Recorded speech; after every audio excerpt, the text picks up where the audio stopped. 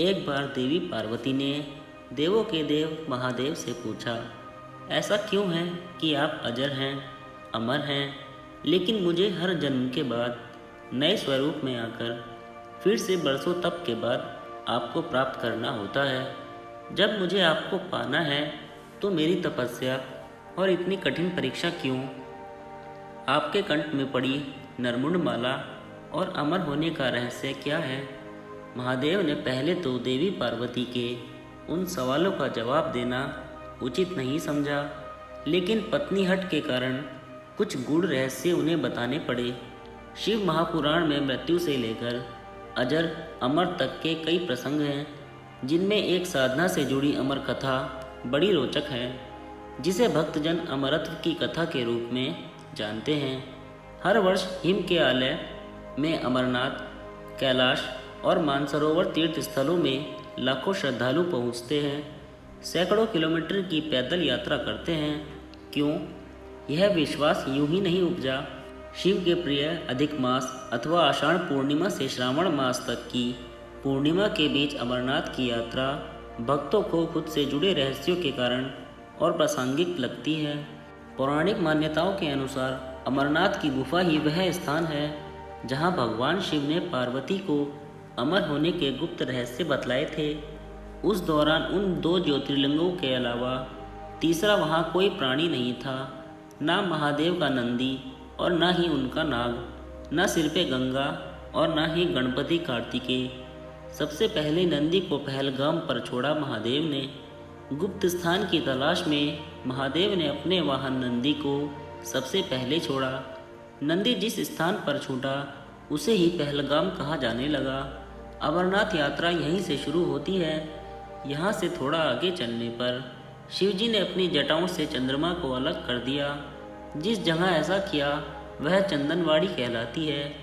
इसके बाद गंगा जी को पंचतरणी में और कंठभूषण सर्पों को शेषनाग पर छोड़ दिया। इस प्रकार इस पड़ाव पर का नाम शेषनाग पड़ा। अगले पड़ाव पर गणेश छूटे। अमरनाथ यात्रा में पहलगाम के बाद अगला पड़ाव है गणेश टॉप। मान्यता है कि इसी स्थान पर महादेव ने पुत्र गणेश को छोड़ा। इस जगह को महागुणा का पर्वत भी कहते हैं।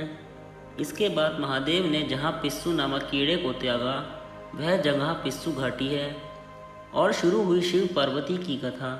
इस प्रकार महादेव ने अपने पीछे जीवनदायिनी 5 तत्वों को स्वयं से अलग किया।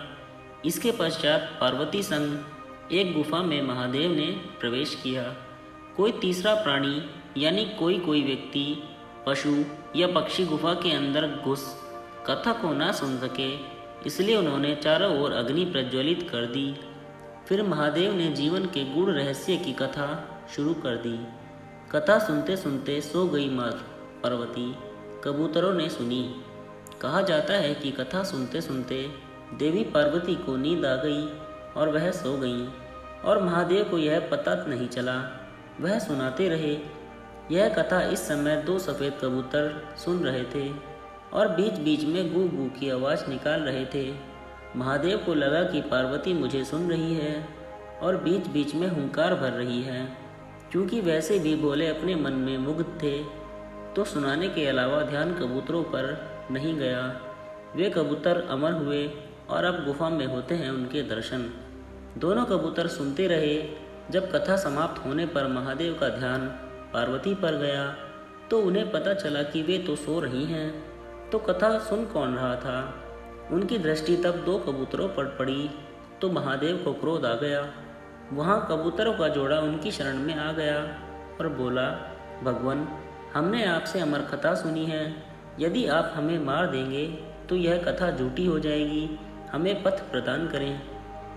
इस पर महादेव ने उन्हें वर दिया कि तुम सदैव इस स्थान पर शिव और पार्वती के प्रतीक चिन्ह में निवास करोगे। अंततः कबूतर का यह जोड़ा अमर हो गया और यह गुफा अमर कथा की साक्षी हो गई। इस तरह इस स्थान का नाम अमरनाथ पड़ा। मान्यता है कि आज इन 2 कबूतरों के दर्शन भक्तों को होते हैं। अमरनाथ गुफा में यह भी प्रकृति का ही चमत्कार है कि शिव की पूजा वाले विशेष दिनों में बर्फ के शिवलिंग अपना आकार ले लेते हैं।